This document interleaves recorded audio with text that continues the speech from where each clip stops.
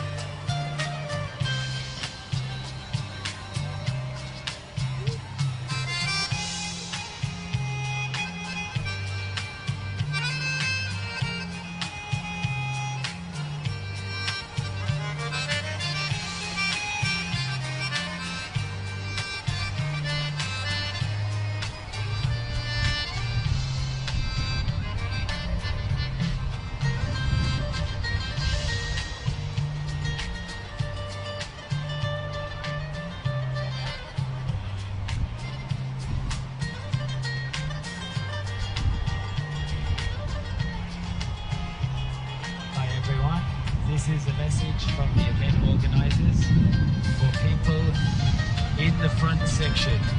If you aren't a speaker for the stage or allocated a seat in the front few rows, please make your way onto the hill with the rest of the audience, as we will be beginning the event soon.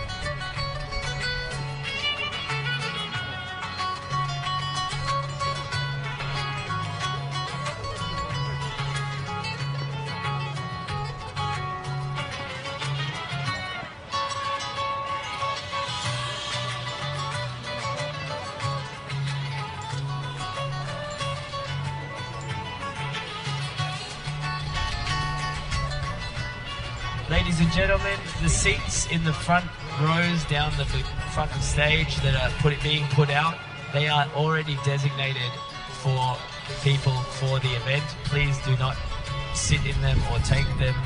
Leave them for who they're designated for. Feel free to find a spot up on the hill on the grass with the majority of the crowd.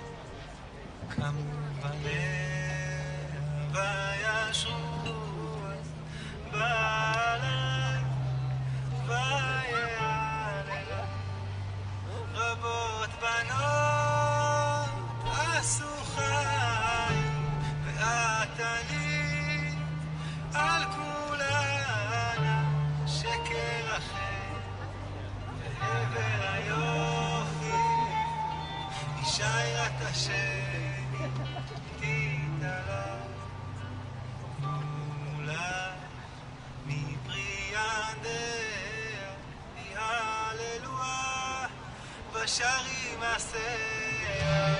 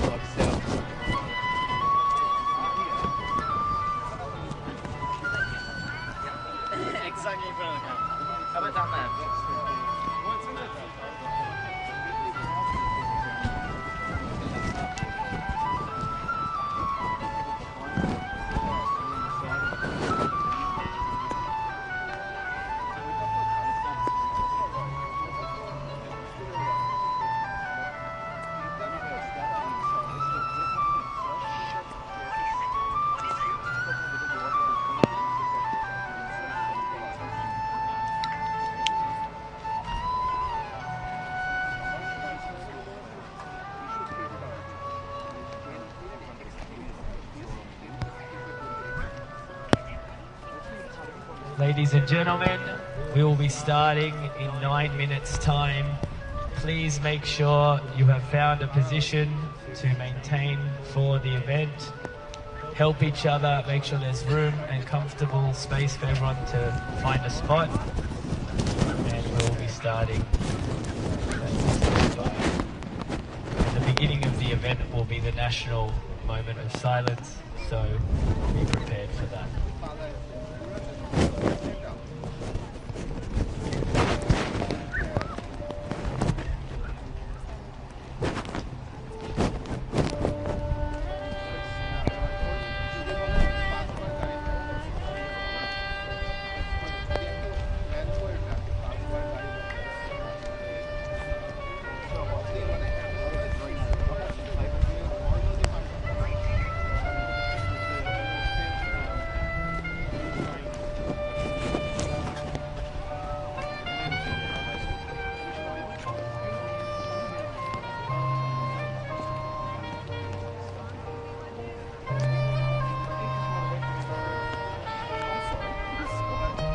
I'm standing in front of a camera. Stand up. I'm standing in front of a camera. If you want to do any close-ups, you have to pay me, okay? Decided that I'm going next. Someone is really cool. It's just outside and waffles. Waffles are so easy to make. I'm going to get a waffle maker. And I'll talk later. Costs about $1.60.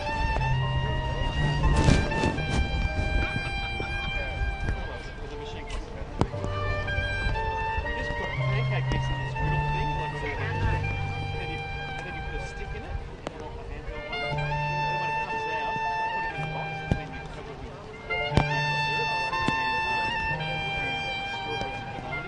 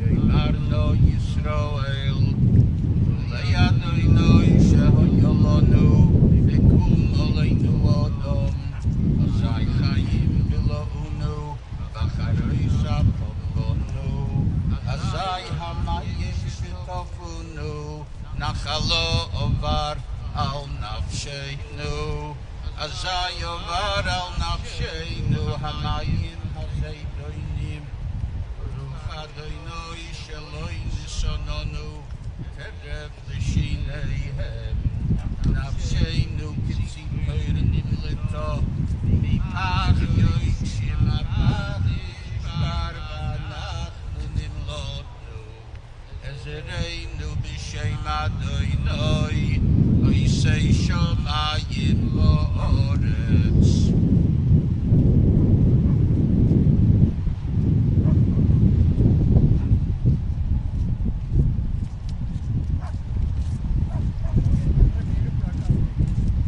Thank you, Rabbi Peter Feldman. And now another Tehillim prayer from Rabbi Ephraim Mervis, the Chief Rabbi in the UK and to the Commonwealth. Esayin ayin heharim, me'ayin yavo Ezri. Ezri me'im Adonai, Hoseh shamay va'aretz. Al yitein lamot raglecha, al yanum shomerecha. Hinei lo yanum v'lo yisran, shomer Yisrael. Adonai shomerecha, Adonai tzidlecha yaminek. Yomam Hashemesh lo yakek lo yakek.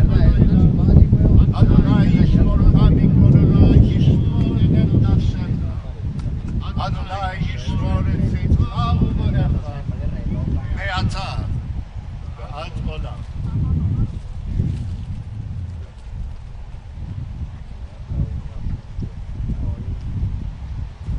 And now we have Kol Maleh Rachamim led by Chazal Bondi Beach from Central Synagogue, which will be followed by English read by Rabbi Yeshua Solomon, President of the Rabbinical Council of New South Wales.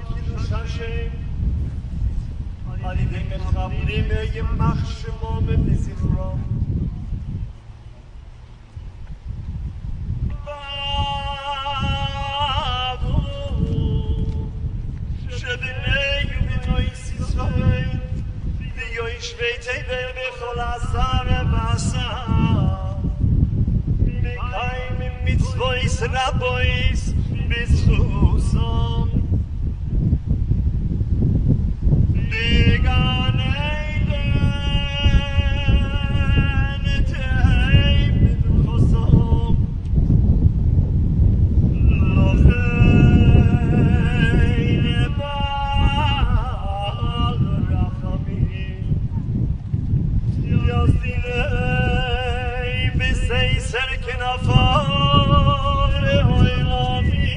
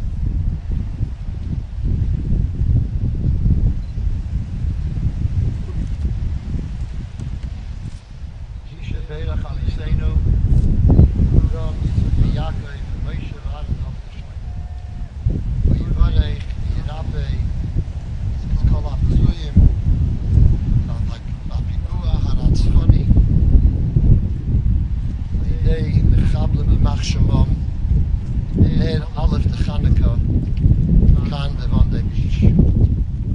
Befragt, Arson ben Zoya, Chaya Basterne Sora, Neuber ben Talia, Elon ben Ira, Elon ben Shimshon, Geffen ben Esther, Levi Zev ben Lisheva Rachel, Mesha ben Binyamin, Mesha Yenusa ben Zepeda, Shoshana bas Mina, Teva bas Fega, Yaakov ben Etel, Yaakov Yisrael ben Sarah, Yaakov Doiv ben Penina, Yehuda Leib ben Manya, Yenusa ben Zepeda, Yosef ben Sterne Sarah. Bavor, Shekol Hakol HaKadosh Hazeh, Mispalalim, V'neidem Litzdaka, V'esim, Milyonei Mitzvahs U'maitzim Tevim, Bavoram. Is Chazeh HaKadosh Baruch Hu Yimalei Rachmim Aleim, Lachlimam, La'apesam, Lachzikam, La'achayesam. V'yishlach Lahem Me'erer Refuah Shalemim and Hashamayim, L'chol Le'vereim V'gideim, Seich Shar Cheli Yisrael, Refuas HaNefesh, Refuas HaGuf, V'noimar Amen.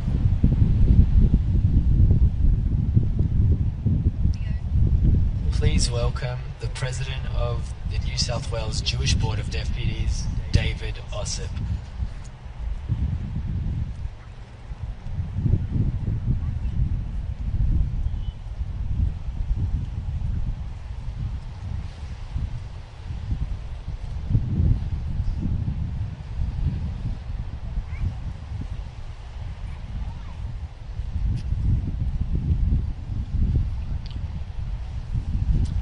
Ladies and gentlemen, my name is David Ossip, and I'm President of the New South Wales Jewish Board of Deputies, the roof body of the New South Wales Jewish community. From the bottom of my heart, I want to thank each of you for being here tonight in solidarity with the New South Wales Jewish community on this, the 8th night of Hanukkah, this special night of unity and commemoration. I acknowledge the presence here tonight of Their Excellencies, Governor General Sam Mostyn and Governor of New South Wales, Margaret Beasley.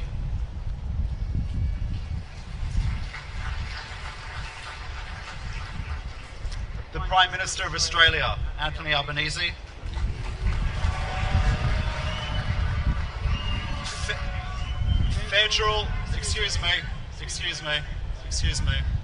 excuse me, Federal Opposition Leader Susan Lee,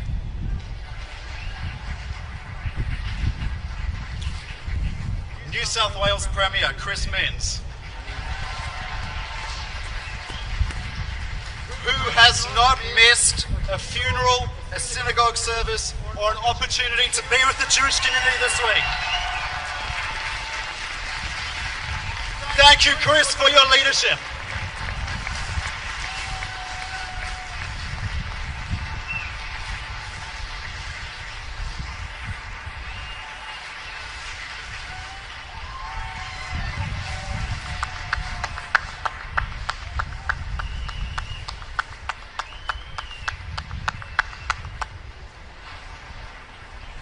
I acknowledge the leader of the opposition in New South Wales, a hero, Kelly Sloan. Now just wait for a moment. Just wait. I understand Kelly will tell her story a bit later, but I want everyone to know that last week, Kelly made the choice in the midst of the attack to go down to Bondi Beach, to go to where the incident was taking place, and she provided assistance to those who were injured and gave shelter to those who needed it. I am a personal witness to the choice she made. That is bravery. That is courage. Thank you, Kelly.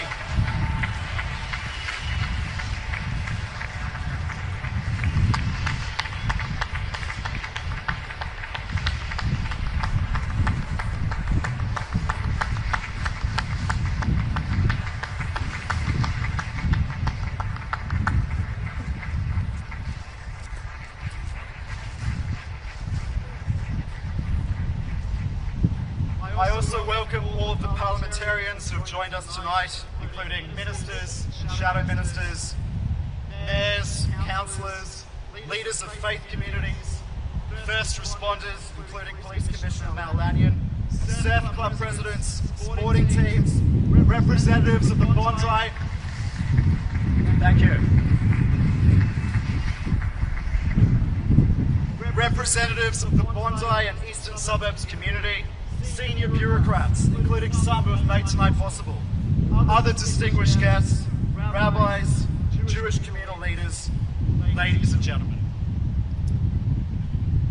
Friends, present here this evening are also many immediate family members and friends of those who were so cruelly murdered at this very place exactly a week ago. Your courage and your resilience inspire us, and we are sending our love and our prayers to you at this time. I want you to know, on behalf of everyone who's here tonight, that we are going to be with you today and every day going forward. And we know that the memory of your loved ones, the pure souls who were murdered so mercilessly last week, will be a blessing.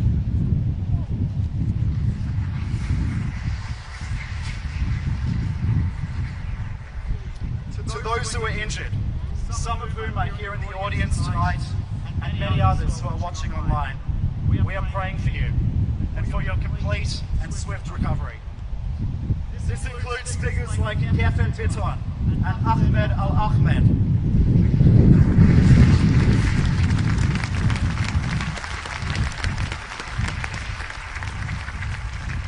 whose unbelievable bravery saved so many lives last week. Friends, I spent time with Ahmed this morning, and his father is here with us tonight.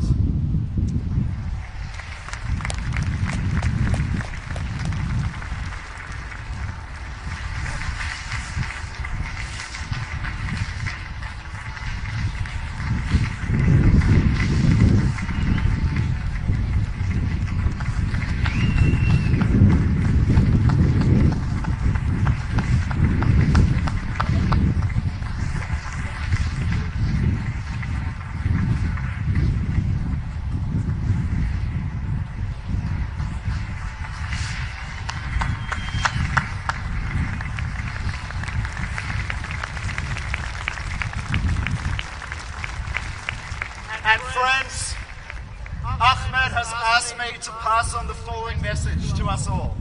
Quote, "The Lord is close to the brokenhearted. Today, I stand with you, my brothers brothers and sisters. Thank you, Ahmed.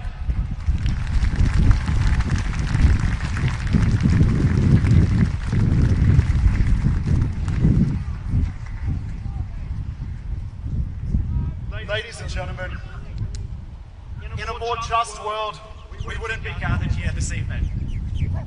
We'd be at home with our loved ones, having a barbecue or a swim, talking about the ashes, or out and about, enjoying a summer's evening at a time of year which so many of us treasure, which was traditionally characterized by joy. In a more just world, small children wouldn't have had to say goodbye to their parents this week. Wives had to say goodbye to their husbands, or the parents of 10-year-old Matilda to their beloved daughter. In a more just world, we wouldn't have had to explain to our children why our Hanukkah gathering here at Bondi Beach was viciously attacked by monsters last week, purely for the reason that the attendees were Jewish. Or why our synagogues, homes or schools were the targets earlier this year. In a more just world, Jewish schools and other institutions would not require security more befitting a penitentiary than synagogues or retirement villages. And we need to ask how we've for so long accepted such arrangements as normal. And the answer to the current situation cannot just be more security and larger compounds.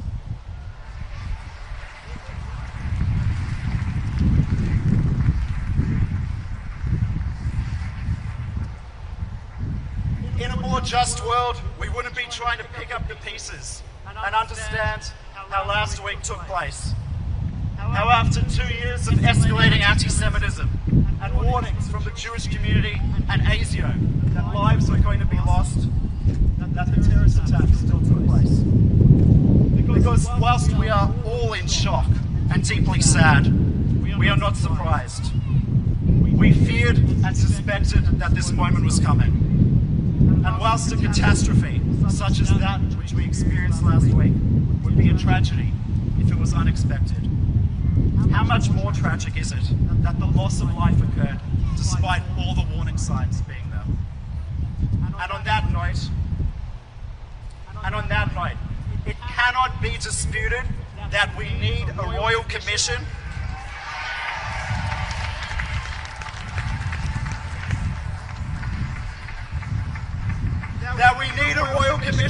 which goes beyond New South Wales to get to the bottom of how this catastrophe took place.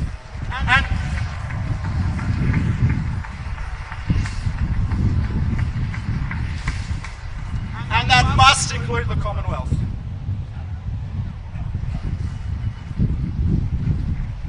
Friends, all of what I've just mentioned would all be the case in a more just world.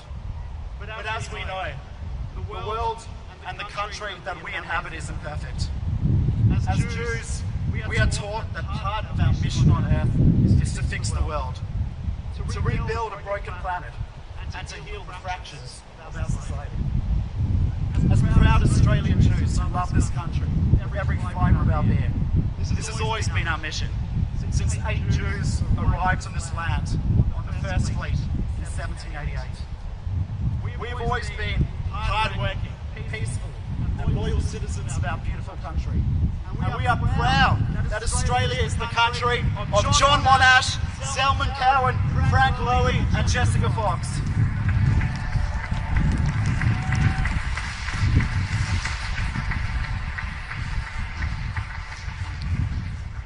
And this is why what's taken place is so disturbing. Because whilst Jewish communities throughout the ages have often found themselves living in unjust environments and subject to wanton hatred and violence, the injustice of the Jewish experience. Up until 2 years ago, Australia was always the lucky country for Jews. But sadly, no more. We've lost our innocence. Last week took our innocence. And like the grass here at Bondi was stained with blood, so too has our nation been stained. We've landed up in a dark place. But friends, Hanukkah teaches us that light can illuminate even the bleakest of places. A single act of courage, a single flame of hope can give us direction and point the path forward, like a lighthouse in a sea of endless light. And that's what we've seen this week.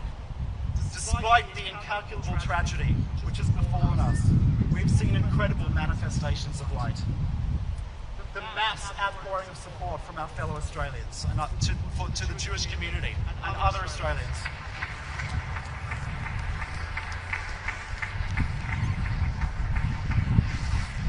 The many thousands of Australians who have donated blood. And the snaking line of... Thank you. And the snaking line of mourners who have waited at the Vigil to pay tribute at Bondi Beach. We've seen the bravery of first responders, the courage of those who saved lives last week, the dignity of those who were injured. Thank you. We've seen the strength and resilience of the Jewish community, our community, who refuse to retreat or cower or become consumed by vengeance, but instead have become more determined to build back bigger and better than before, prouder of who we are and more united.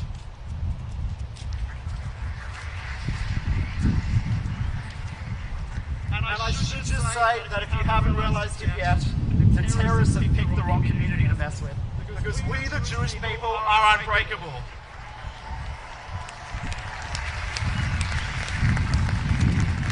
Resilience is in our veins. And we, together with our fellow Australians, arm in arm.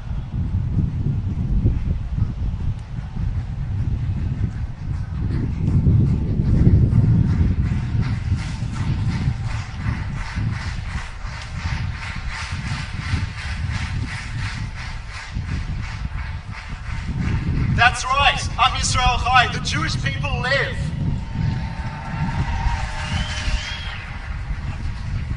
Resilience is in our veins, and if you didn't hear me before, I'll repeat it. We, together with our fellow Australians, arm in arm, will keep coming and never give in.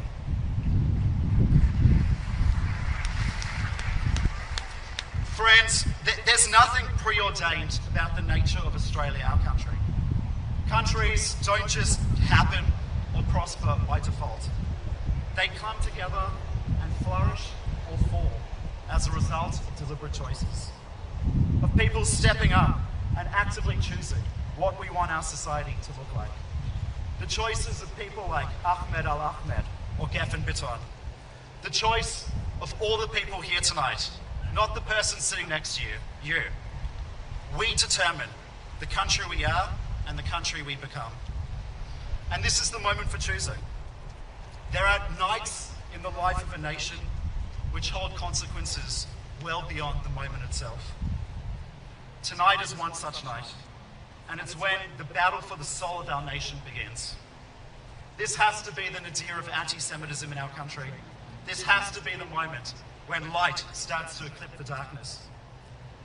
And in that spirit, with all the pain and grief carried by those most affected, the community comes here tonight to complete what could not be completed last week, the lighting of the Hanukkah menorah. Friends, may this be the moment. May the light of the Jewish community and the light of our amazing city and country shine brighter than ever before, and may our country return to normal. Happy Hanukkah. Thank you so much for being with us. Welcome.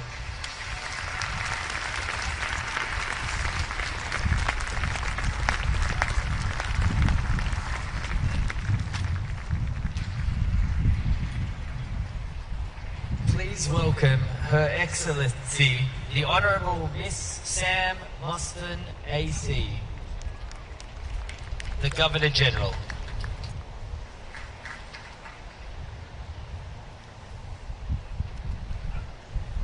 Good evening, everybody.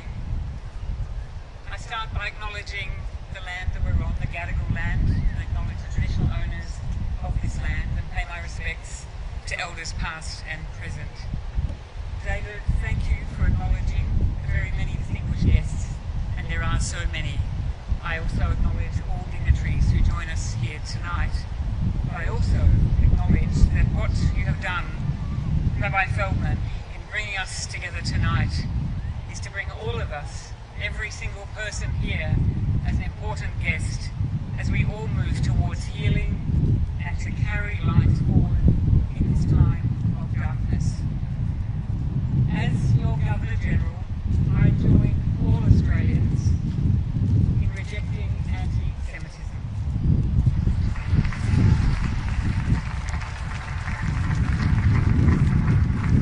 And I recommit my solidarity with Jewish Australians in a spirit of love, belonging, gratitude and unity.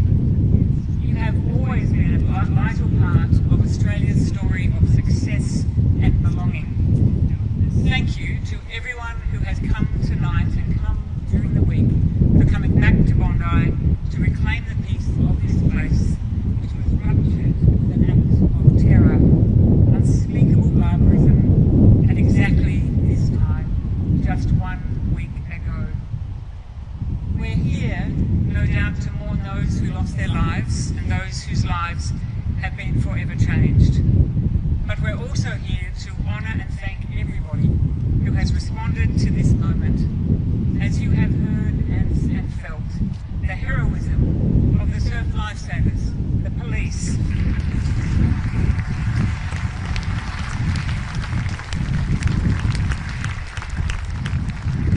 the first responders, the hospital teams, and civilians, and so many more, who work with such extraordinary courage among terrible carnage.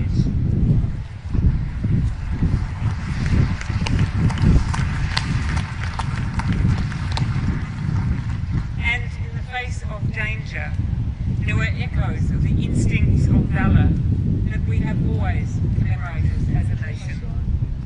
I believe we're yet to fully process the extent of heroism and bravery that defined this place at this time last week.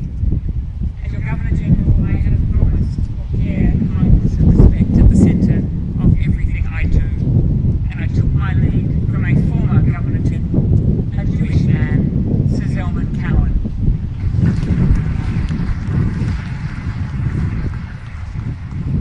He united this country at a different time and different circumstances.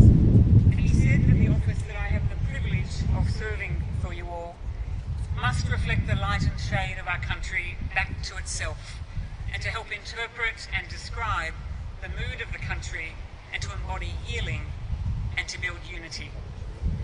Like all Governors General before me, in this time of great tragedy and sorrow, I've sought to interpret the mood of the nation and to stand with Jewish Australians and all Australians as we commit to peace and healing and a place where absolutely everybody belongs. Yesterday, at the 110th anniversary commemoration for the withdrawal of the Anzacs from Anzac Cove, we reflected on those brave men, including many thousands of Jewish Australian soldiers. They left the shore of Gallipoli having served to restore peace in the world. From the waters of Gallipoli to the lands of the Gadigal here at Bondi, Australia has a long and proud history of seeking and upholding peace, and of commemoration, and of promising to never forget. Now, we have long drawn on that Anzac story in Gallipoli to help define our national character. It's important to remember that the thousands of Jewish Australians who enlisted in the First World War sought the peace for us, and among them Leonard Morris Kasor, who landed in Gallipoli and was the first Jewish recipient of the Victoria Cross. As we draw on Anzac, we must now do what the Holocaust survivors that I have met during the year told me we must do across our country, to never forget the horror of the Holocaust and to understand and be educated about anti-Semitism. Learning these lessons, we know we must never let this happen again. We must commit to being a nation where every Australian has the right to belong in peace and safety.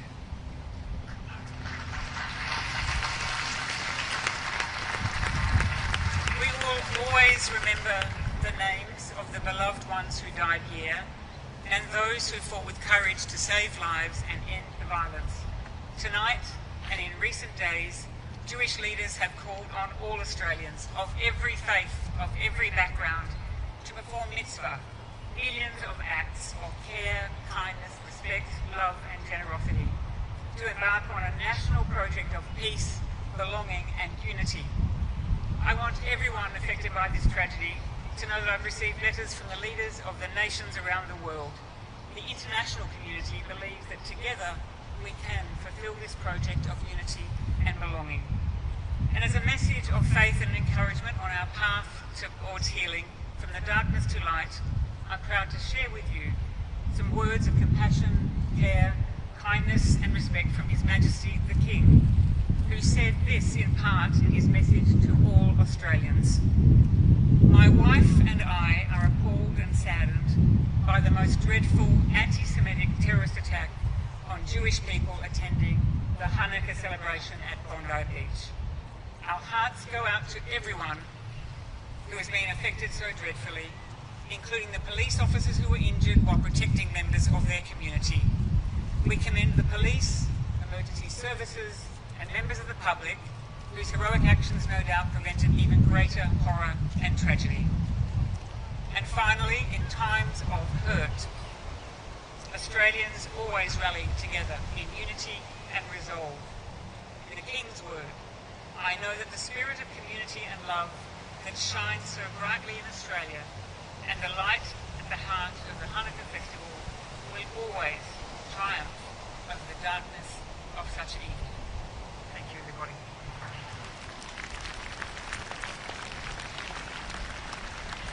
Please welcome Rabbi Mendy Kotlarski, the Executive Director of Merkoz, Global Headquarters of Chabad. From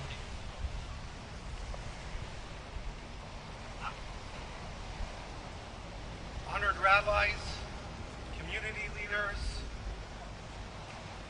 the people of this great city, dear friends,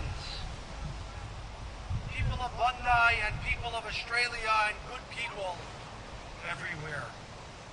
I come to you tonight from the heart of the Jewish world.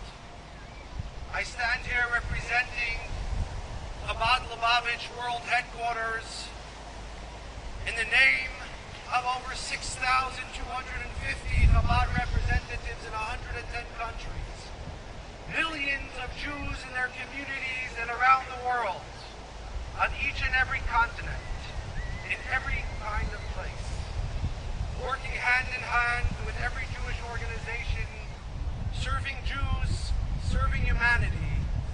I am here to bring you one simple message. We are here with you. We stand with you. We cry with you. We ache with you. And we bless you with comfort, with strength, with faith, and with resilience. I want to take a moment to acknowledge some of my colleagues, my dear friends from the Chabad communities around the world. Rabbi Mendel Lipsker from the Association of Chabad Hasidim came especially to be here tonight. And that matters, because when Jews show up for each other, when people show up for each other, the world feels it. 1 week ago, terror came to this beach. A place of joy, a place of light, a place where families were coming together to celebrate the festivities, the holiday of Hanukkah. And yet we watched the epitome of evil come out. Monsters indoctrinated with hatred, taught not to build but to destroy, trained to shoot and try to sniff out those that are looking to celebrate and live happily. They came to hurt us, and yet they realized what they were up against. Look at this response. Look at each and every one of us that comes out and not says never again, but asks ourselves this important question: what are we willing to live for? What is something that we can dedicate our lives to?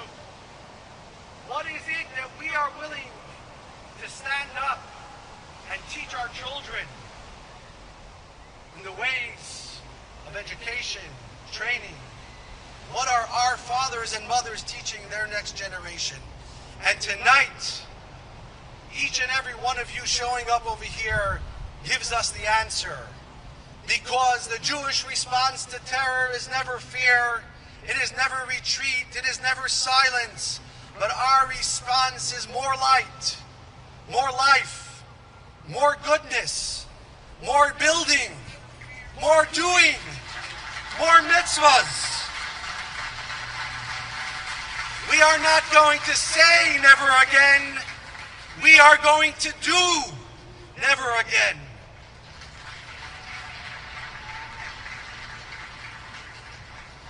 And that was the Lubavitcher Rebbe's answer to terror. That answer echoes here tonight because the Rebbe's special love for Sydney. He spoke about Sydney. He cared about Sydney. He believed that what happens here is going to lift the entire world. And tonight, through our pain, through our sorrow, through all of the suffering, you have touched millions of people around the world, across the globe. Hanukkah events that we're witnessing over here, close to 50,000 people showing up. But yet across the globe, over 20,000 events, doubling and tripling, people showing up in cities that I've never visited, you've never heard of. And yet they show up and they say, we're going to light, we're going to rap, we're going to do. This is for Sydney.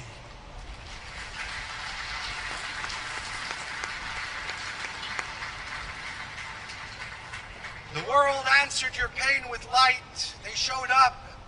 Tonight, I want to take a moment to recognize what I've come to experience over the last few days. The incredible Kadoshim, the holy of holies that were snipped from us, incredible people. The resilience of the victims that I got to visit in the hospital. Seeing their strength, seeing the way they respond. But how can I not mention my dear colleague, my close friend, Rabbi Eli Schlanger, Hashem Yimkum Damav, who was the life force of these types of dreams. He didn't dream small. He dreamt big. He dreamed Jewish. He dreamt together. Watching his dear father-in-law, the legendary Rabbi Ullman, over the last few days, showing up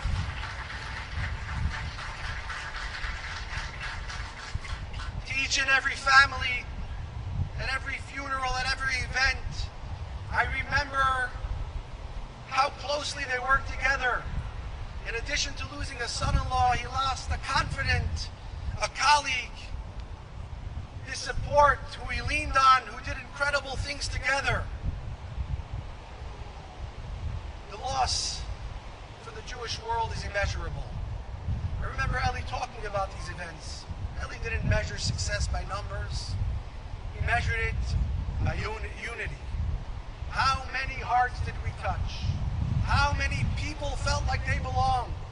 How many souls were uplifted? And tonight, as I remember Eli seeing him stand side by side with his colleague Rabbi Yaakov Levitin, Hashem Yimkum Damav, working his quiet magic behind the scenes, making sure that everything is okay, making sure that everything runs smoothly, caring for people the way he did. This is the way shluchim around the city, around the country, around the world operate quietly, faithfully, every single day, for every single person, for every single Jew, everywhere.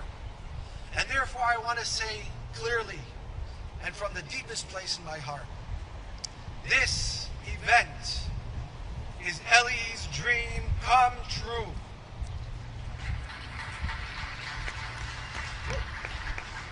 Thousands of Jews standing together as one. Thousands of non-Jews showing up, standing shoulder to shoulder, organizations, community leaders, government officials, a community in love and support, and a community refusing to be broken. Eli, you did this, not just here, not just today, but over the past week around the world. Because when a community stands tall, the world notices. And right now the world's eyes upon us over here in Bondi. The world is watching in awe. But my friends, inspiration alone is not enough. We must transform inspiration into action. We need to take a commitment, a resolve, to think about what is our next personal step. How are we going to care for ourselves, become better people, better Jews, better community members? Look out for our friends, for our families, for our colleagues, for our business partners, for all those who need us to continue standing together. What is our next mitzvah? But that's also not enough, my friends, because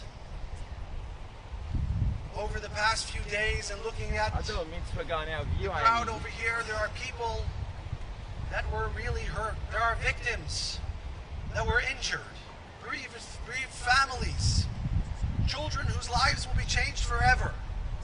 They will need us next week, next month, and next year. So as we think about the next mitzvah we can take, let's do something practical. And I ask everybody to lovingly and urgently take out your phone right now. Go to supportsydney.org. Give generously. Give proudly. Give as a statement of who we are. Show the world that when terror tries to destroy us, we respond by building bigger, by loving harder, and by standing stronger.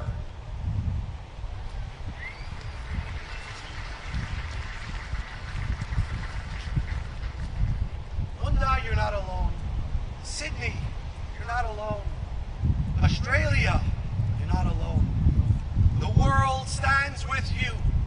Millions of hearts are beating with yours.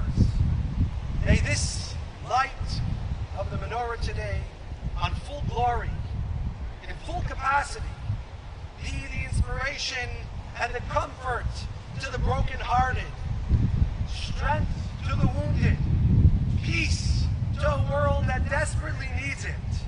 And as the Rebbe continues to teach us, that even one small act of tzedakah, of kindness, of giving, can tip the scales, and we can be ushered into a world, the utopia, the Messianic era, with the coming of the righteous Mashiach speedily in our days. And let us shout together, Am Yisrael Chai!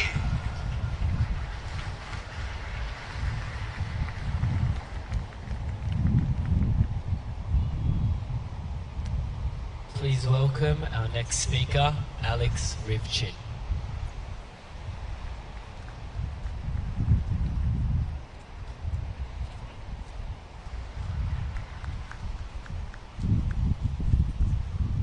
Since last Sunday, I've been thinking about the choices we all make. The laws given to us, beginning with the Ten Commandments, show us how to live lives of meaning and purpose, to treat each other with respect, to number our days and appreciate it all, so that the ultimate gift given to us, the gift of being alive, is not spurned. While the laws show us how to live, the choice of how we live is ultimately ours.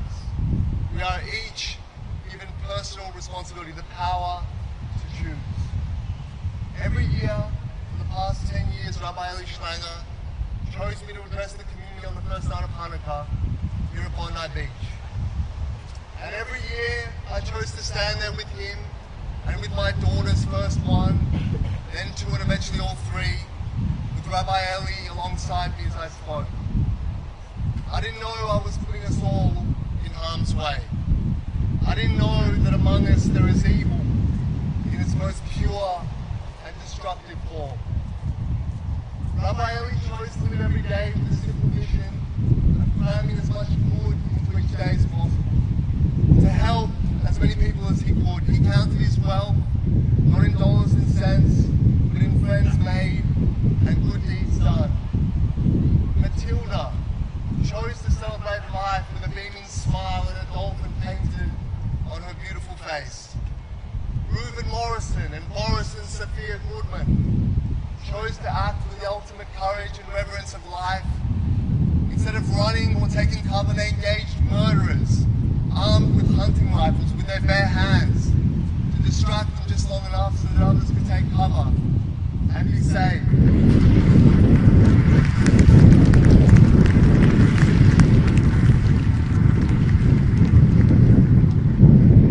They died so that others could live. The killers made their names be blotted out, made their choice too. They chose to give up their own lives and liberty just so that Jewish people could die. They chose to destroy worlds, to leave parents without a child, wives without husbands, a community without its beloved rabbi. Why? To what end? For what gain? There is no why. It is of no consequence. What matters now is the choice that we make. How we choose to live. How we together replace the light and decency and love that the murdered cumulatively brought into this world. I have made my own choice tonight. I have spoken of the permanent loss of our way of life as Jews in this country, of the certain end of our carefree days, joining with our friends and family to kindle the lights of this place and celebrate life. But I'm willing to accept that we will now live with uncertainty, even with fear. That is a price I will pay. But I will not hide who I am, an Australian and a Jew.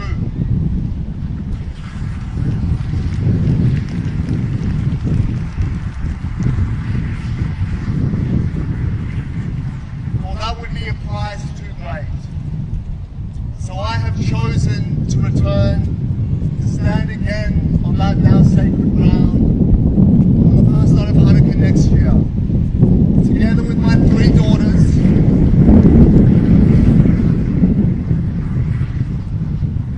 to kindle the lights and praise the Almighty proudly as an Australian and as a Jew, because I know that that's exactly what Rabbi Eli and our murdered, our dear sacred murdered, would have wanted. And I ask each of you to join me next year as we return and kindle the lights and praise the Lord and show the strength of our people and of our nation.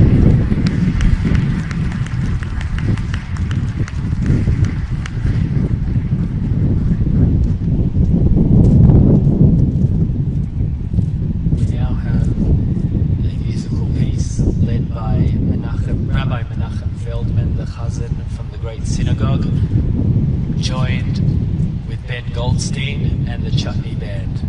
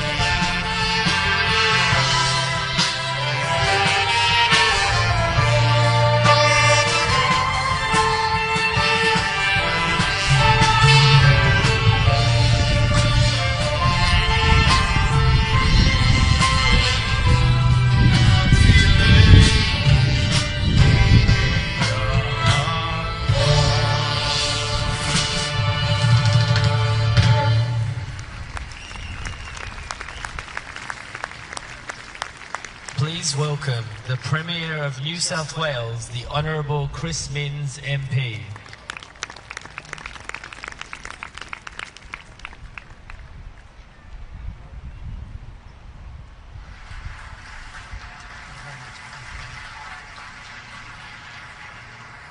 Thank you, friends.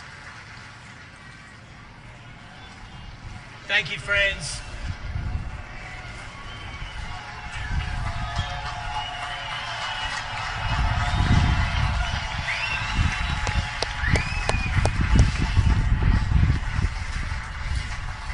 Friends, Bondi is beautiful tonight.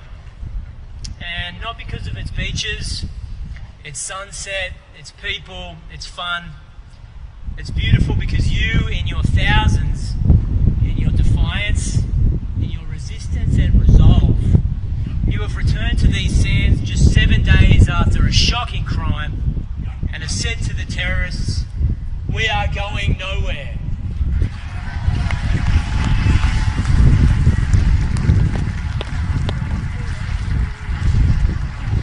This crime was an attempt to marginalise and scatter, to intimidate and cause fear. But Jews have stood up to this intimidation for thousands of years, and so tonight, thanks to the Jewish community of Australia, on this last night of Hanukkah, you have reclaimed Bondi Beach for us.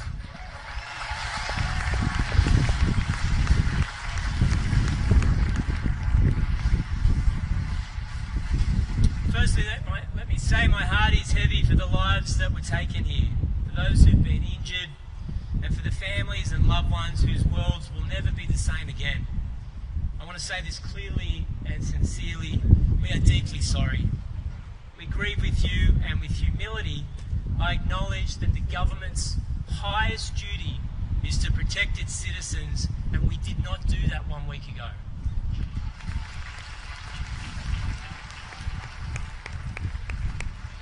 That reality weighs on me heavily. We must accept that responsibility and use it to do everything and anything we possibly can to stop it from happening again.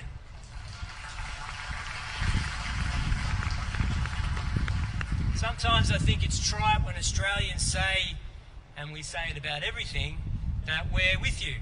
We say it from birthdays to work meetings to sporting heroes, that we stand with you, that we're with you, we're by your side. I think Aussies are better at showing it than saying it. And they've done just that in the closing days of this year. The thousands who jumped on a surfboard last Friday and paddled past the breakers to show solidarity to this community. The hundreds of first responders, including the police, the paramedics, surf lifesavers who ran straight into danger to protect our community. 40,000 people who've given blood as an act of public service, the flowers at the pavilion, the red and yellow surf life-saving army, the candles, the tears, all acts large and small, but they show Australia stands with our Jewish brothers and sisters at this time.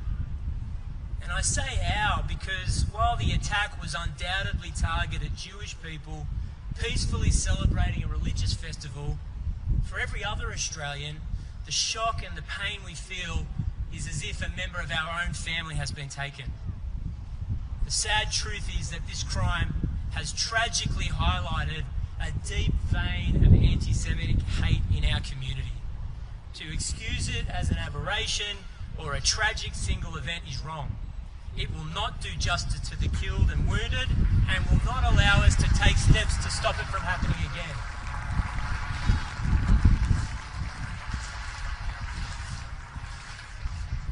History shows us that anti-Semitism builds starting with a phrase or a chant, then migrating to the airwaves or in modern times onto the internet, then graffiti on Jewish buildings, then damage to property, then arson, and then murder. In the book of Psalms, we read, "Who is the person who desires life, who loves days to see goodness? Guard your tongue from evil and your lips from speaking deceit. Turn away from evil and do good. Seek peace and pursue it." The psalm teaches us a profound truth. Thoughts become words, words become actions. The danger we must confront is the deliberate incubation of hatred. This includes organisations and individuals who promote violence and division, sometimes cloaking it in ideology or even the perversion of religion. This must be confronted.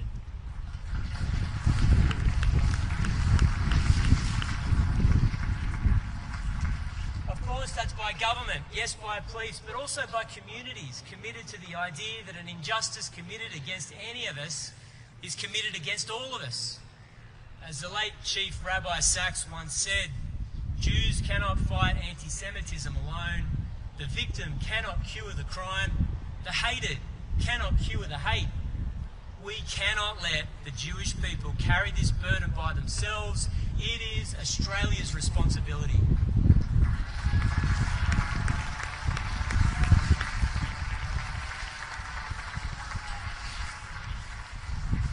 We must pay special mention to the Chabad community of Sydney, personified by Rabbi Ullman.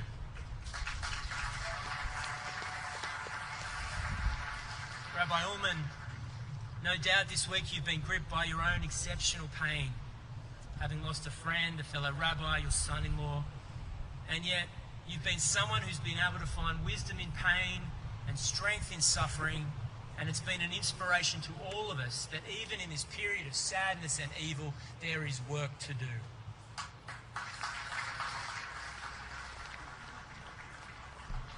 Tonight we light the 8th and final candle of the Hanukkah menorah, and it compels us to ask, what will we light tomorrow? How will we carry this light forward when the candles are no longer burning? Civic and government leadership now has a heavy burden: security for this community, justice for the dead and the injured, and action to confront this hatred. But the psalm does not end with solely government responsibility. It says, seek peace and pursue it. And that is the task of every citizen.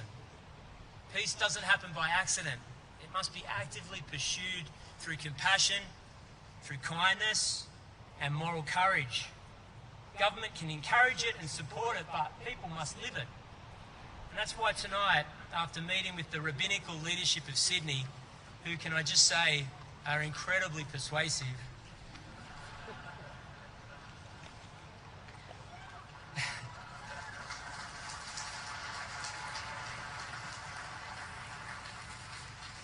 Rabbi Feldman, Rabbi Ellie, Rabbi Wolf, Rabbi Benny, they're very persuasive people. But after consultation with the rabbinical leadership of Sydney and hearing their strong views, in fact demands for positive action following what happened on Sunday, we're launching tonight a campaign in their honour and in the honour of the people who've been killed and those who are injured and all who are suffering. The initiative is called One Mitzvah for Bondi.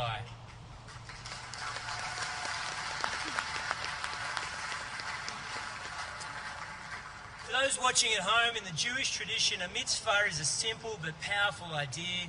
It's a concrete act of goodness, something that you do that makes the world just, more compassionate, more humane.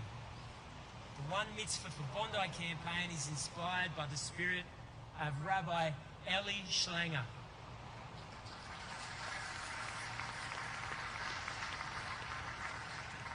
Eli was in the process of launching Project Noah, a reminder that every one of us is a child of Noah, charged with building a good world. It invites every citizen of our state, of any faith or no faith, to increase acts of goodness and kindness. The rabbis I've spoken to in the last days have been very insistent that this is the best way of healing our country. If hatred spreads through words and actions, then so does goodness. We can't cure hate with hate, and the lesson of the Hanukkah is not that there is no darkness, it's that darkness cannot extinguish the light. So be the light in the world, and may the memories of those who've been lost be a blessing to all of us. Good night.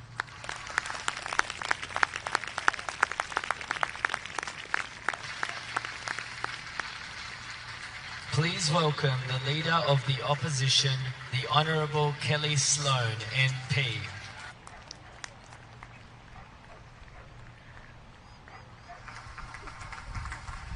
Wow, look at you all. I love Bondi. But I'm absolutely heartbroken to be standing before you tonight in these circumstances. I'm standing before you, of course, as the leader of the New South Wales opposition and as the state member for Vaucluse.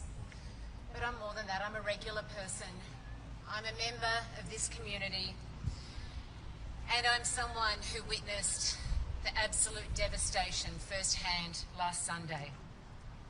I stand before you as someone who saw the devastation, who arrived here last week while the shots were still being fired, who witnessed the chaos and the distress, and who saw the injured and who held the hands of those who needed their hands held, who saw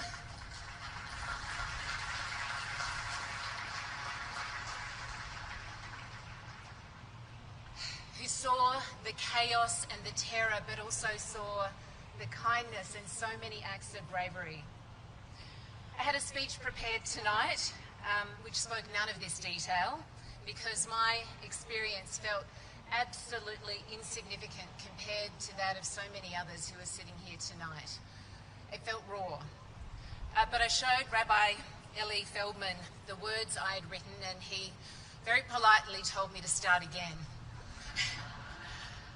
He said the words I had written were appropriate and they were beautiful, but that I had a bigger story to tell, that I have shared something with this community that must be retold.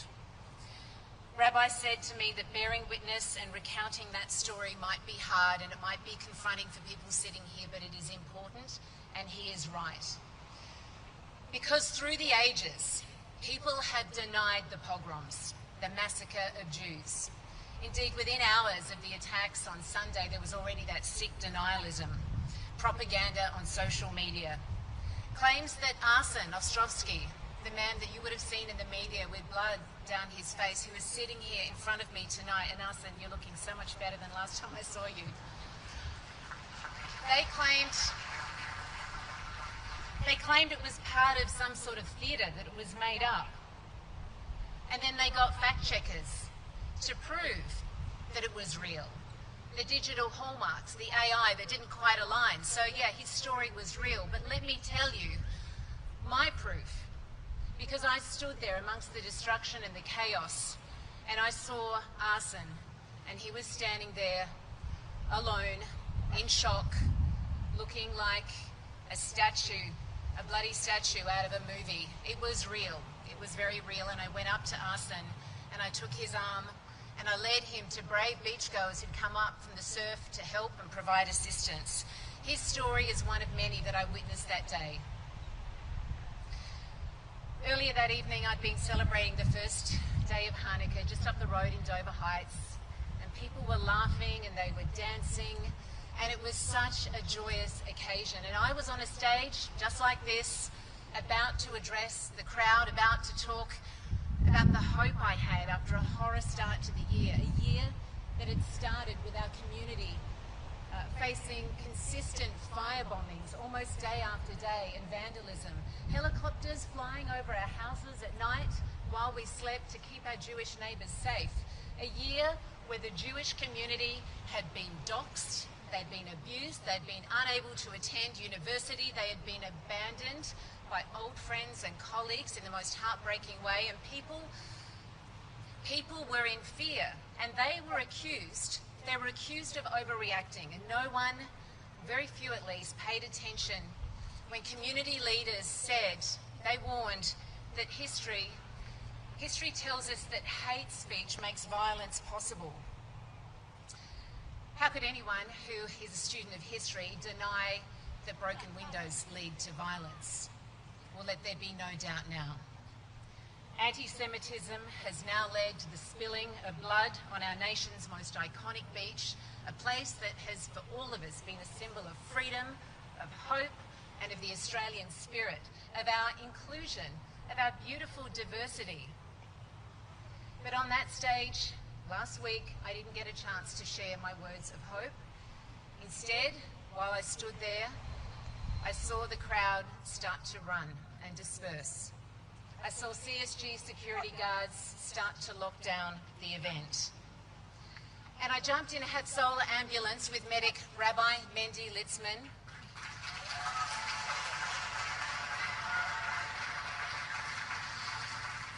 Mendy is here tonight, and he is still working. Raise your hand, Mendy.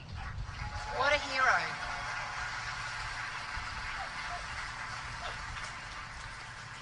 I ended up bundled into Mendy's ambulance. I don't know that he needed an extra passenger, but he was on the phone to his colleague Yankee, who had been shot, and Yankee was in a bad state. And so we raced down here to Bondi, arriving within minutes, and we parked under that bridge while the gunman was still on top. And Mendy grabbed his kit and he raced into the scene without any thought for his own safety, making impossible choices about who to deal with first and who to treat. And I helped a man and his 10-year-old boy who were hiding under that bridge get into our ambulance because I thought they'd be safer there. And then I walked into the scene. And what I saw will haunt me forever. But I saw police running into the scene fast and unhesitating with guns drawn, headed into danger. And I heard, thank you to our police. And the final pop, pop, pop of gunfire. And I tried my best to help. A surf lifesaver told me, grab bandages. I said, what do I do? And he said, plug the holes. And I ended up sitting next to people and holding their hands, putting blankets over people who we couldn't help anymore. And I had people fall into my arms who were grief-stricken because they felt that they hadn't done enough, and we all felt that way. But man, I saw them as heroes, and they were heroes, and there was nothing more any of us could do.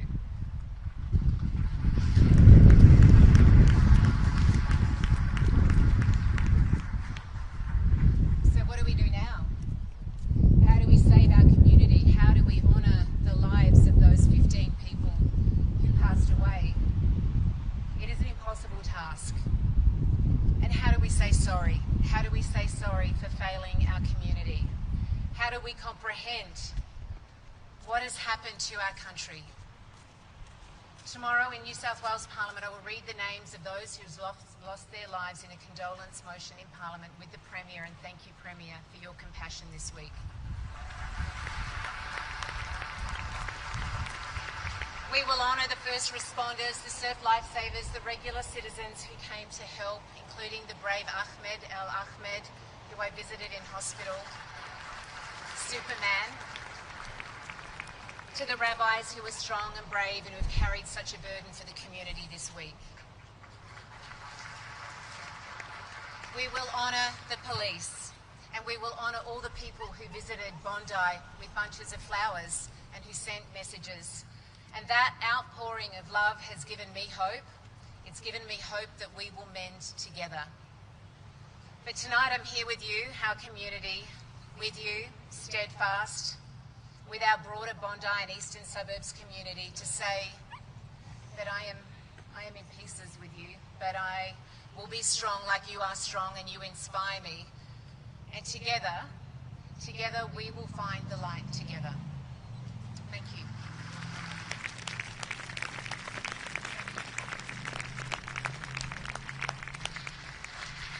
Please welcome Daniel Aguillon, the President of the Executive Council of Australian Jewry.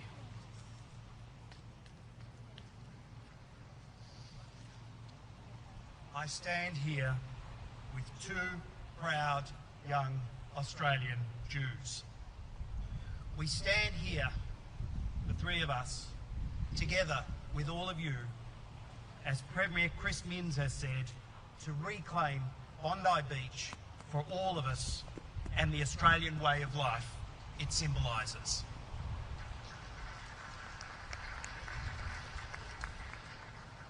The ISIS terrorists do not decide who we are and what our future will be. We Australians make that decision.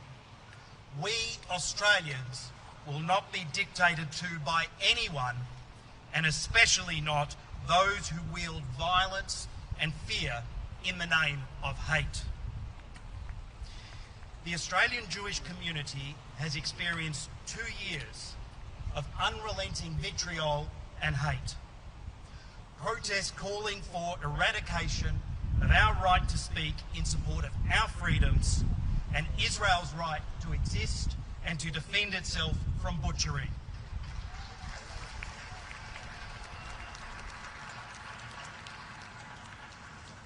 They try and begrudge us even the right to define who we are. Proud Zionists.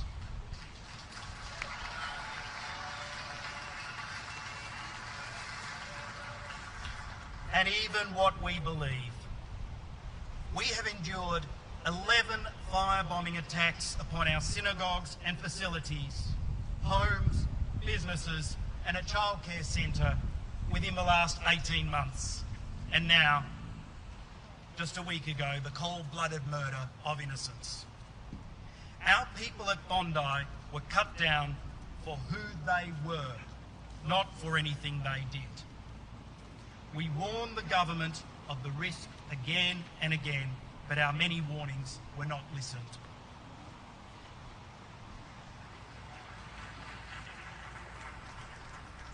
Our answer to the terrorists, to their knowing or unwitting accomplices and sympathisers, is this: we will not be silenced, we will not hide, we will not live in fear.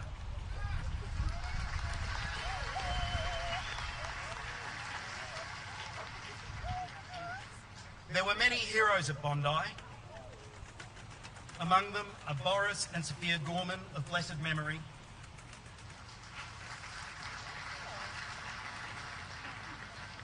Reuben Morrison of blessed memory, and I was at his funeral in Melbourne, and one thing I learnt about Reuben was that he knew how to use a few choice words, and apparently in his bravery the terrorists certainly got those choice words. Ahmed al-Ahmed,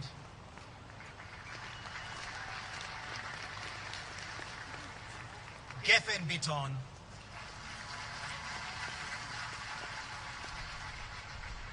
Jessica Rosen, policemen Jack Hibbert and Scott Dyson, who are still in hospital and for whom we wish a speedy recovery.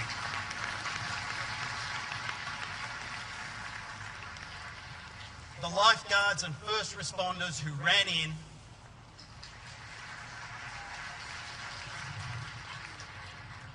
our very own beloved Hatzolah,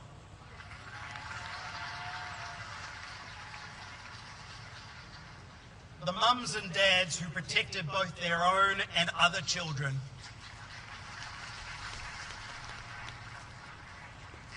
and the young and dedicated members of our own community security group.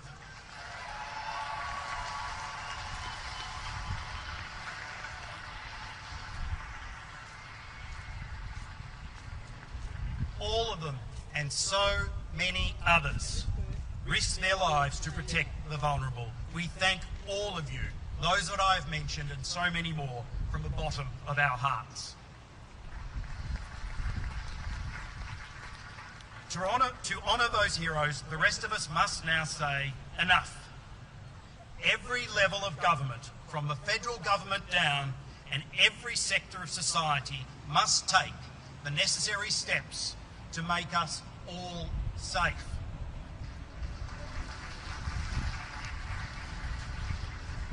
One necessary step is, as David Ossip has already said, and I thank him for the courage to say it, a Commonwealth Royal Commission.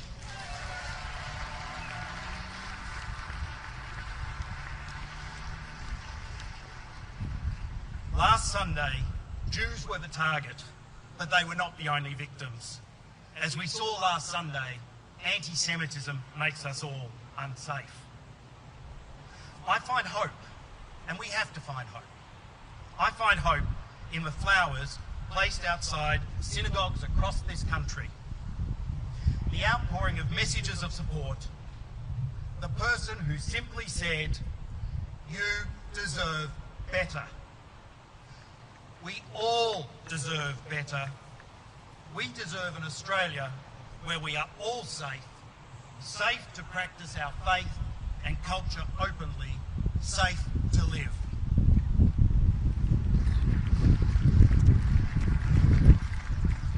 The proud young Australian Jews on this stage and the young Australians, Jewish and non-Jewish, that they represent deserve that. We owe them nothing less. Many of you are wearing B stickers for 10-year-old Matilda, the youngest victim of Australia's worst terrorist attack with the most Australian of names. Valentina, Michael and your family, I spoke to you before, our hearts go out to you. Know that the Jewish community and the whole of Australia is with you.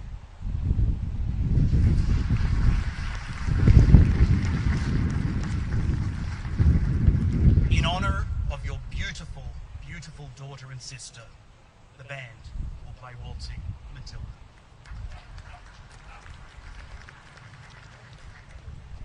Please welcome David Campbell to sing Waltzing Matilda.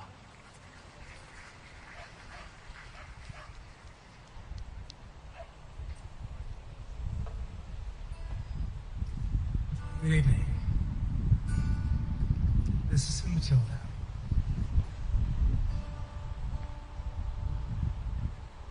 Once a jolly swagman camped by a billabong under the shade of a cool bar tree, and he sang as he watched and waited till his Billy Boy, you come a waltzing Matilda with me. Waltzing Matilda, waltzing Matilda, you come a waltzing Matilda with me. And he sang as he watched, waited for his Billy Boy. You come a waltzing Matilda with me.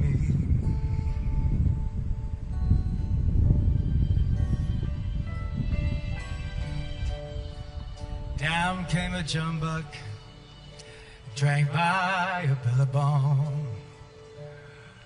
Up jumped the swagman and cackled with glee, and he laughed as he watched and put him in that tucker bag. You'll come a waltzing Matilda with me. Come waltzing Matilda, waltzing Matilda, you come a waltzing Matilda with me. And he sang as he tucked the jumbuck in his tucker bag. You come a waltzing Matilda with me. Sing it with me. Waltzing Matilda, waltzing Matilda, you come a waltzing Matilda with me. And he sang as he watched and waited till his belly boiled. You come a waltzing Matilda with me. Waltzing Matilda, waltzing Matilda, you come a waltzing Matilda with me.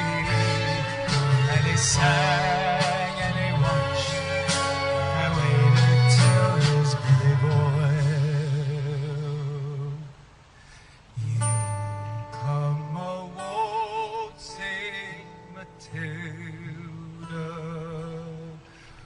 with me.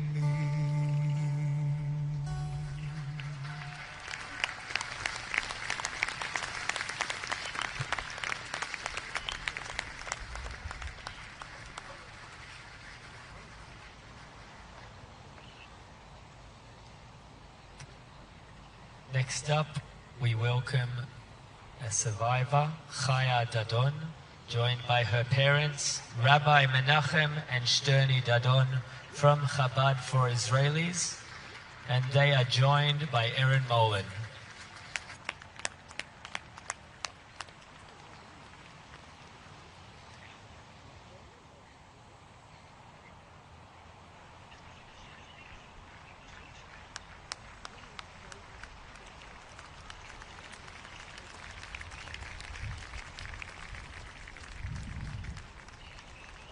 Ladies and gentlemen, thank you all so much for coming.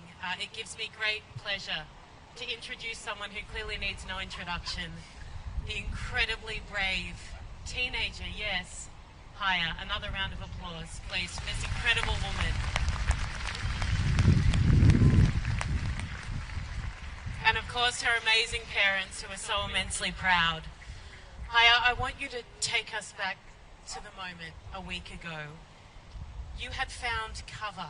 There wasn't much of it.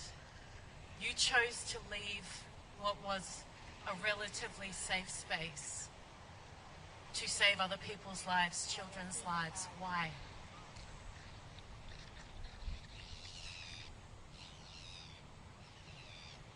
Like, that's the answer.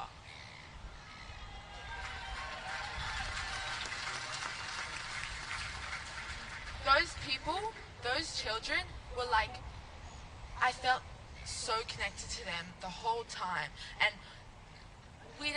that's the thing about the Jewish people. Like, I saw those kids and they were mine. They were my kids. And I knew whatever I was going to do, I was going to do it for them.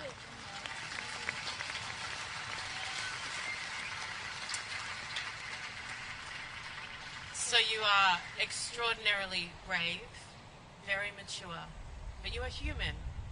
You must have been terrified. Can you talk to me about that fear that had to have been there and how you overcame that?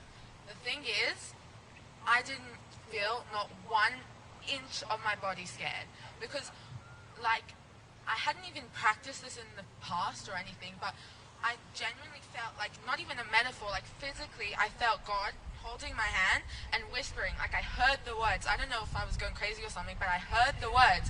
He was saying, this is it. This is your mission. This is your purpose. Because the Jewish people, obviously, a lot of you guys know, big concept of Judaism is having a purpose and having a meaning to be in this world.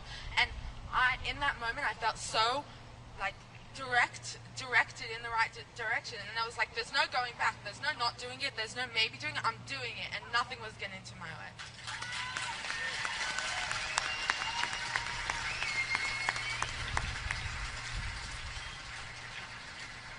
I want to ask you now how your world has changed over the past week, and I'm sure, in fact, I'm not even going to put words into your mouth because you just told me you felt no fear. So I'm going to actually just ask you, how has your world changed? I'm sure in good ways and in bad. Someone actually asked me out the other day, they were like, do you feel like you're famous now? And I was like, they were like, do you like it? And I was like, I don't like being famous. I like the reason people are understanding me, the reason people are stopping me on the street. I love being that inspiration for people and being that light in this tunnel of just darkness, pure evil. And that's the part that made me realize, like, this is why I'm sharing my story, to be that light and to share all of this with all of you amazing people. And I just want to say I love you all. I'm not done. Chaya asked me just off stage then if we could be television best friends, but I feel a little bit threatened, to be honest, so I'm not sure I'm ready to him. She's too good. Chaya, last question for you. What is your message to Australians? And I know there are so many here who are Jewish and there's so many here who are not Jewish, who care deeply about your community and about you. What do you want to say to Australia? The thing is, I have so many quotes and so many inspirational lines that just popped into my head. Like, I have so many things, so many lessons that I've been taught, so many, like, crazy, like, so many ideas and concepts, obviously, like, the basis of Judaism, and then I'm like, that's it. Like, I know I said this before, but learning and all of everything that led to this moment. And in that moment, I was like, this is it. Be that light. If you guys get inspired by one thing at all, be the light in that field of darkness. And you know what? They're just going to make us stronger. I said this, I'm sure a lot of you heard this, but I said this so many times. They think by doing that we're going to be obviously mourning, but we're getting stronger as a nation, and we're growing, and sometimes growing hurts, but we're growing, and life is going to move on, and why not make the best of it?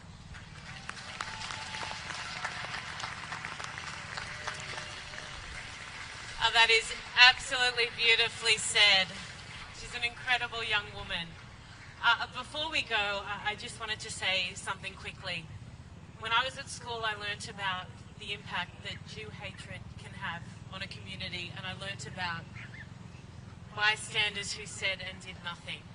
In 100 years, our children's children and their children's children will learn about what happened here at Bondi last Sunday. They'll learn about the terror. They'll learn about the tragedy.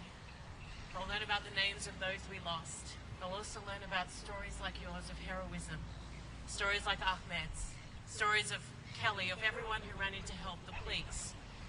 They'll also learn, and just as importantly, what we did next as a nation. And may that be moral courage, strength, leadership. May that be the silent majority in this country standing up and roaring to life. May it not be moral cowardice, and may it not be more failure. Thank you, ladies and gentlemen.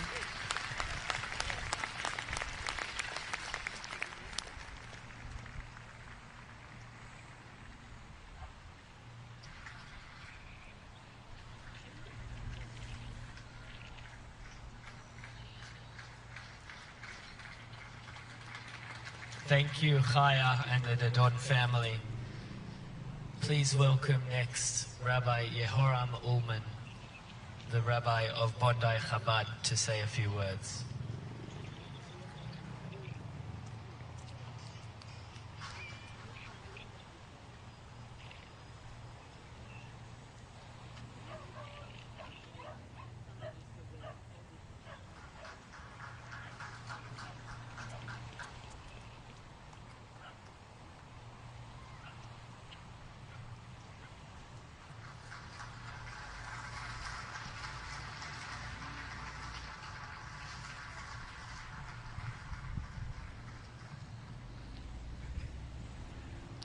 Dear friends, my dear community, for almost 40 years I've stood here in Bondi as a shliach, as an emissary of the Lubavitcher Rebbe. I've shared in weddings and births, tears and laughter.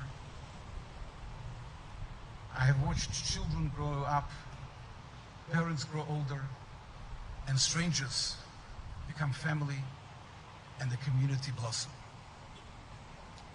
Year after year, we've gathered here to light candles, Hanukkah candles, because we believe in bringing light into the world.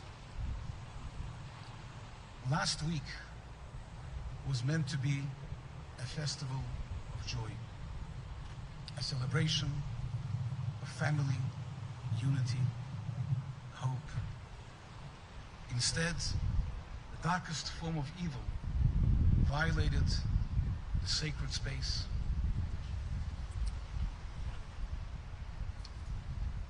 But we are back. I stand here tonight to say loud and clear,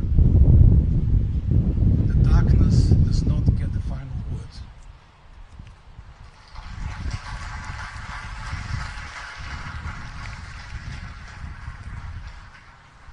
Light will win.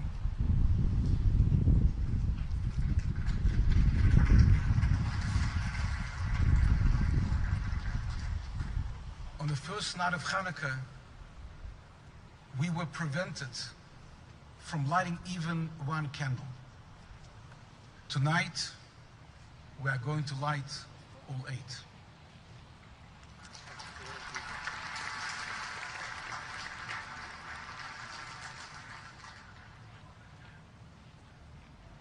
On the first night, we expected 1,000 people. Tonight, I found out in the news, 20,000 or more, how many came.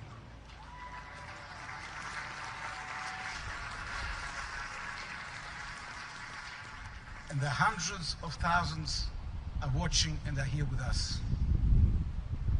Bondi is with us, Sydney is with us, Australia is with us, and the world is with us.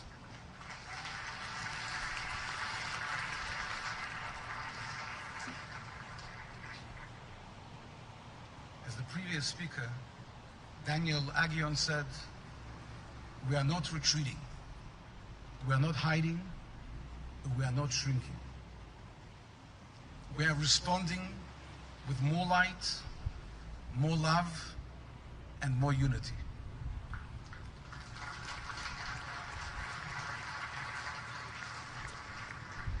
We owe this to the 15 precious souls we lost.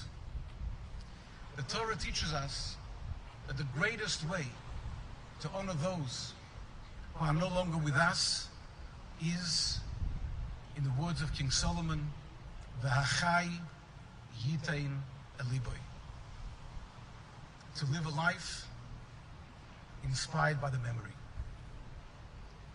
And as Rabbi Kotlarski said, that the only way we can let the goodness continue is only through actions. Each one of the 15 precious souls, Hashem Yikoim Domom, has left us with lessons we can emulate. I want to name each one along with only one thing we can learn from them. Tanya Tretiak, she wasn't Jewish, yet she came to stand with her husband and the community. Let us show up for one another, even when we are different, and be allies to those who need us.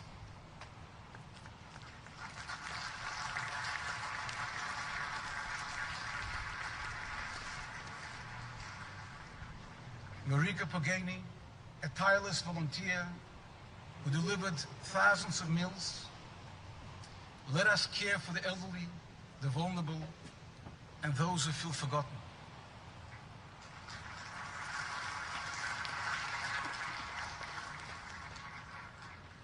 Adam Smith, known for his legendary hospitality, let us open our homes and our hearts and make others feel welcome.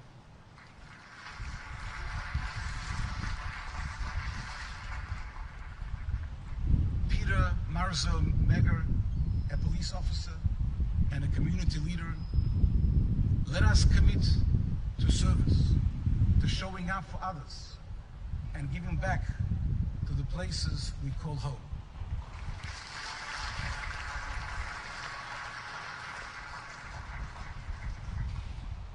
Donald Kayam, he was killed while celebrating his Judaism on a beautiful day. Let us not postpone what matters. Let us live with meaning now, not someday in the future.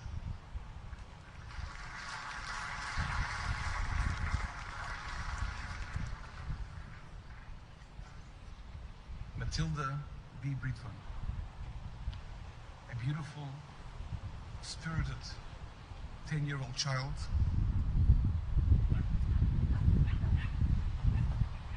who brought light wherever she went.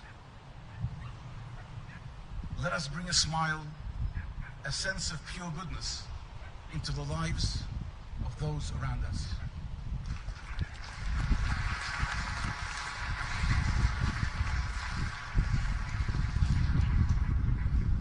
Boris Gorman, who bravely attacked and tackled a gunman to protect others. Let us find courage to speak up and act when we see evil and injustice.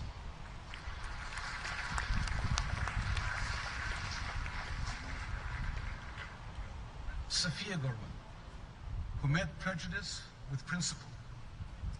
Let us respond to hatred with dignity, humanity, and moral strength.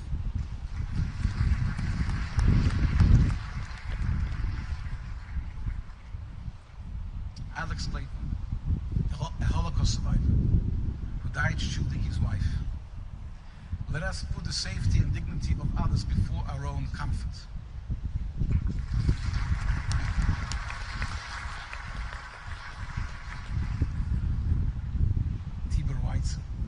Who greeted children in our synagogue with a smile and a lollipop. Let us make our community a place where the next generation feels safe, happy, and loved.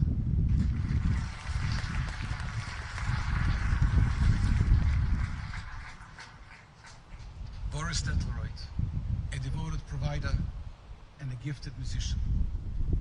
Let us work hard for our families and use our talents to bring beauty into the world.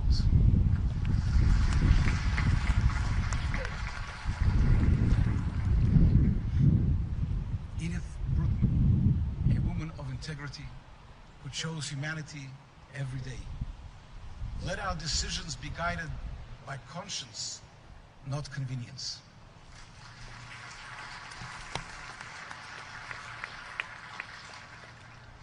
Reuven Morrison, who fought back with courage, determination, and faith.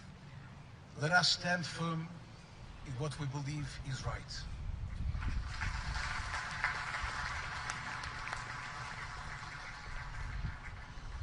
Rabbi Yaakov Levitin, who chose a life of community service over a lucrative career. Let us put meaning before money and purpose before profit.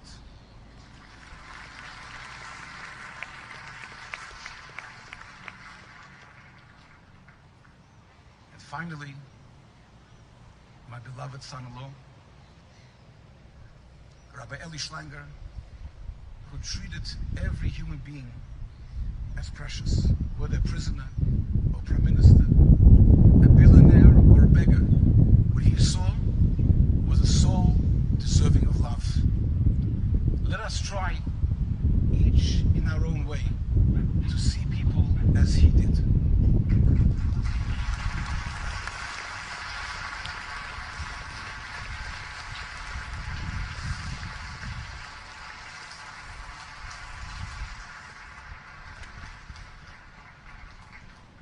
Tonight, I ask every person here and everyone watching to take personal responsibility to continue the light those souls brought into the world.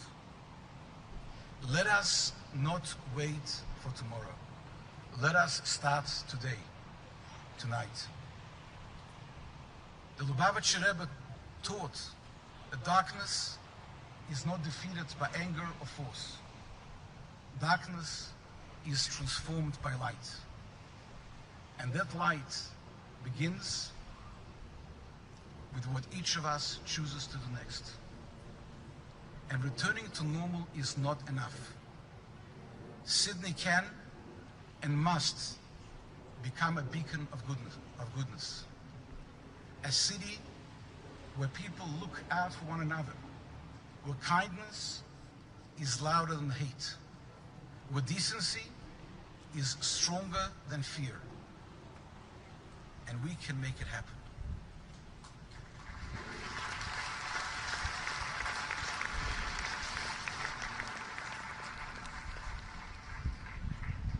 But only if we take the feelings we have right now and turn them into action, into continuous action, to Ula Nimsheches. What does it mean? For all humanity. That begins with the most basic foundations of civilization. The 7 biblical Noahide mitzvahs, laws, which means to respect the sanctity of life, to reject violence and cruelty to all living beings, to value family, to act honestly, to protect justice, to recognize that there is one God who calls us to live with decency and responsibility and to honor him. These simple principles are the bedrock of a good world.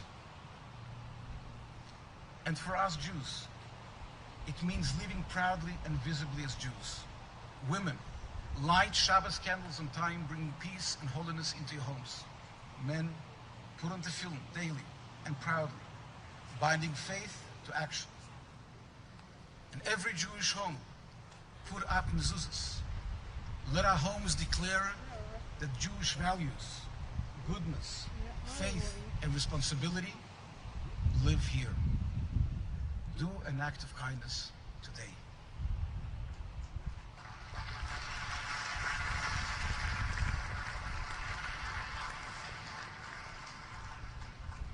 Have compassion for others. Resolve a conflict peacefully today, not tomorrow. Every positive choice we make brings healing not only to us, but by extension to the whole community and to the whole world. Our tradition teaches us that goodness is contagious. One good deed leads to another, and the world itself begins to change. When light multiplies, history shifts direction. We have to make history today. Ani Ma'amin, I believe with complete faith that as we respond to this pain with more goodness and more light, we bring closer a world without hatred, without violence, without fear. A world filled with dignity, with peace, with hope. A world of redemption, ushered by a righteous Mashiach. We can't wait any longer.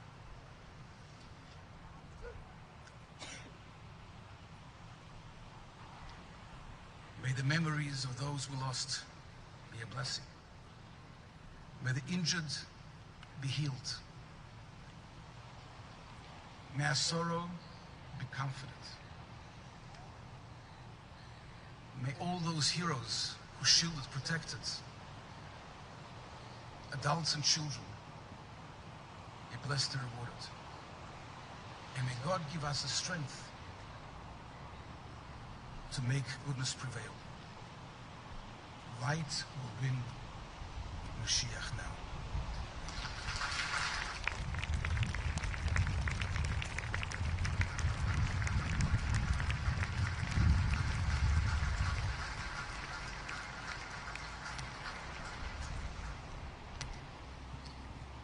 Please welcome Rabbi Mendy Ullman from Bondi Chabad to lead us in the prayers for the menorah lighting. Please stand if you're able to.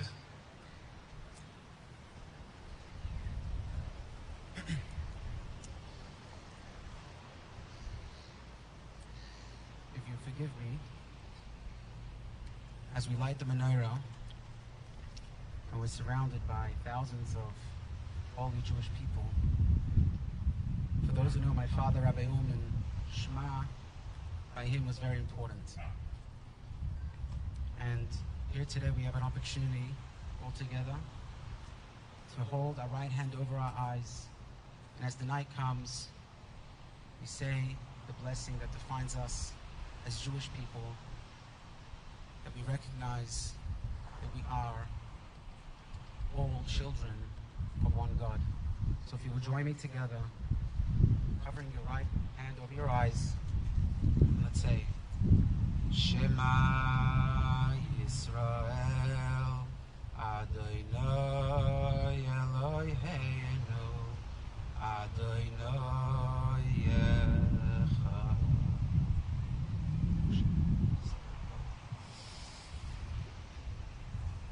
Baruch Ato Adonai Eloheinu melech haolam Asher kiddushanu b'mitzvosav v'tzivonu lehadlik ner Chanukah Baruch atah Adonai Eloheinu melech haolam she'asa nisim la'avoseinu b'yomim ha'hem izman hazeh.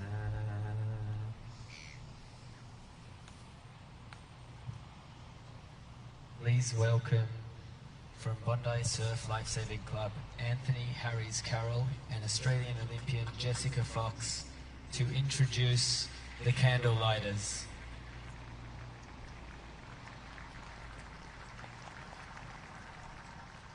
Bondi has been my home for many years, a place of surf, light, peace and harmony.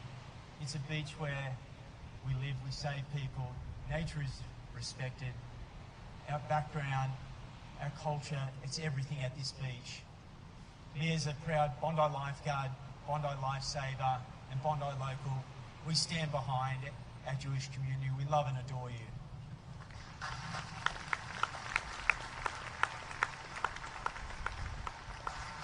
It's deeply moving to be with you all this evening together. The events that unfolded here on Sunday have shaken us deeply. They have had a devastating impact on our Jewish community, our Bondi community, and our Australian community as a whole. What was once a place of safety and joy became the site of unimaginable loss. And we carry that sorrow together tonight. We wish long life to the families who have lost loved ones. May their memories be a blessing. And to those who are injured, both physically and emotionally, may healing and peace come gently and in time.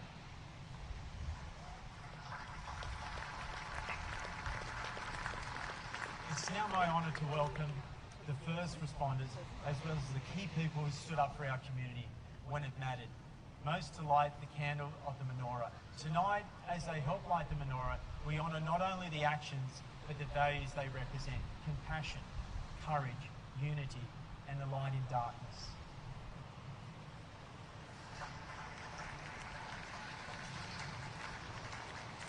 The Shemesh, the candle that lights all others, symbolises the courage of those who bring light in darkness. And tonight we honour Ahmed Al-Ahmed, who embodied this spirit through his heroic actions in Bondi, disarming a terrorist, saving lives, and doing so at great personal cost.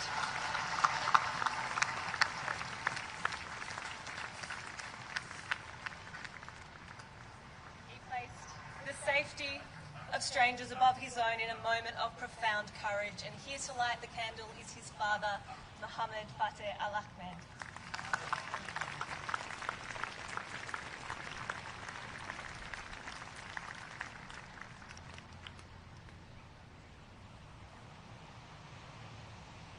I call upon many, leaving a paramedic with New South Wales Ambulance for over 18 years. In the aftermath of the devastating events at Bondi Beach, New South Wales Ambulance personnel were among the very first on scene, providing life-saving care with courage, professionalism and humanity.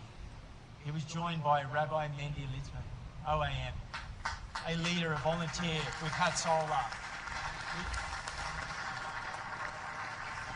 Australia, he played a crucial role during this Bondi Beach terror attack by rushing to the chaotic scene, helping treat the wounded and coordinating life-saving events even as gunfire continued, drawing on decades of first responder experience to save a life.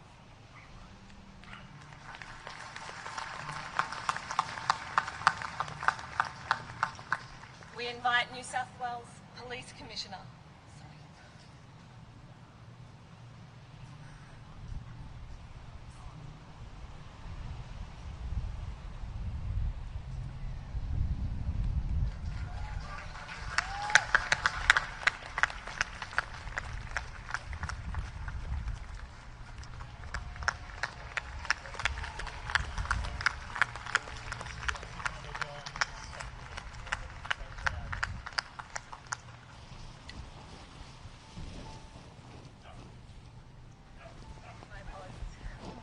invite New South Wales Police Commissioner Mal Lanyon, representing New South Wales Police, together with Simon, who is lighting on behalf of those who were wounded.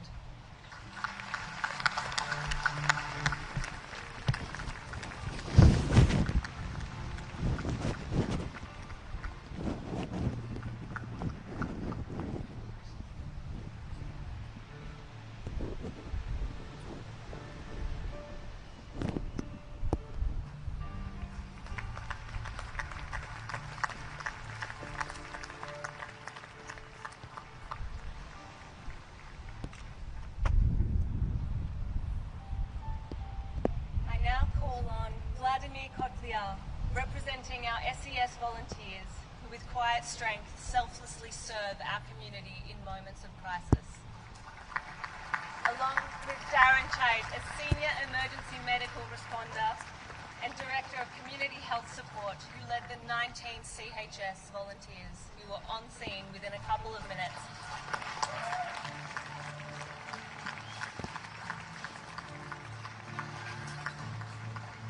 They spent hours triaging and treating the many injured, and the Commissioner and Chief Executive of New South Wales Ambulance, Dr. Dominic Morgan, ASN.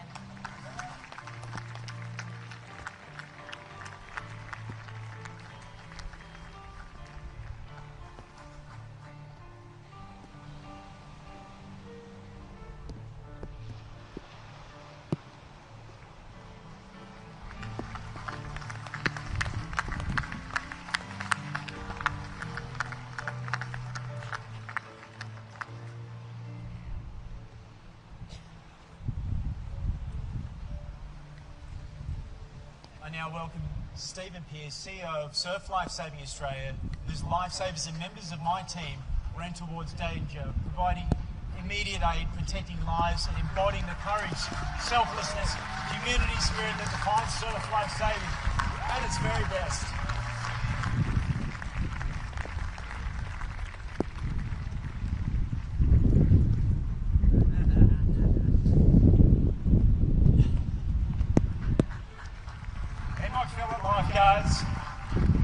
For the professionalism that they displayed, the courage. I'm so proud of you boys. I'll be with you if ever.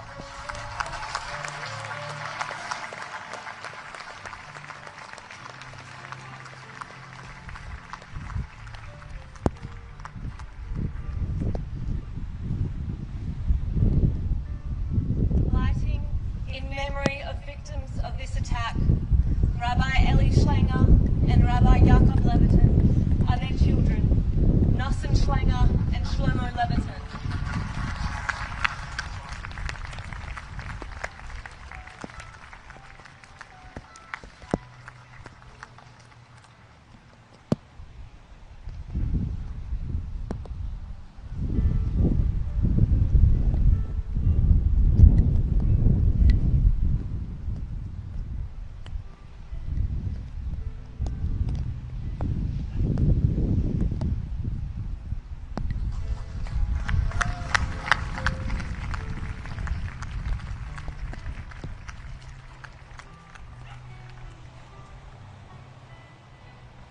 Lighting in honor of his son, Leibel Lazarov, who was wounded in the attack, Rabbi Yossi Lazarov.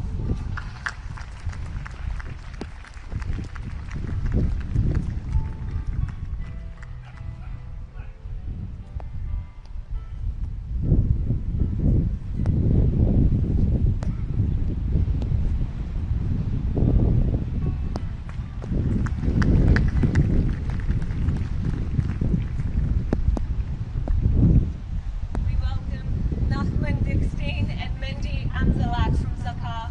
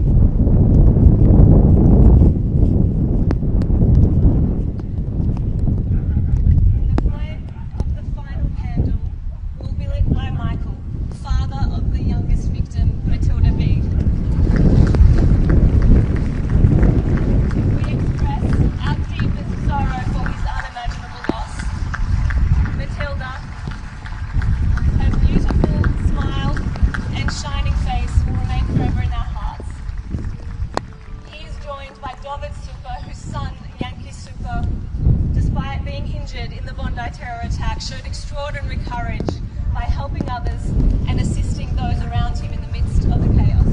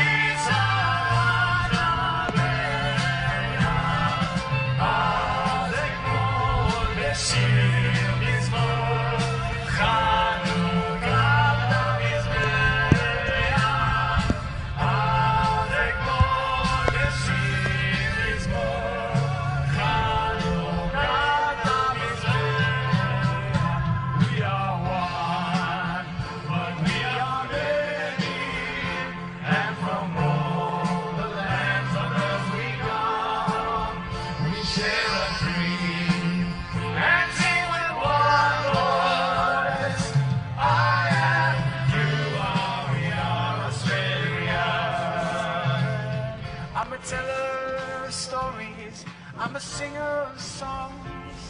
I am Albert Namatjira, and I paint the ghostly guns. I'm Fancy on his hopes, I'm Ned Kelly on the run.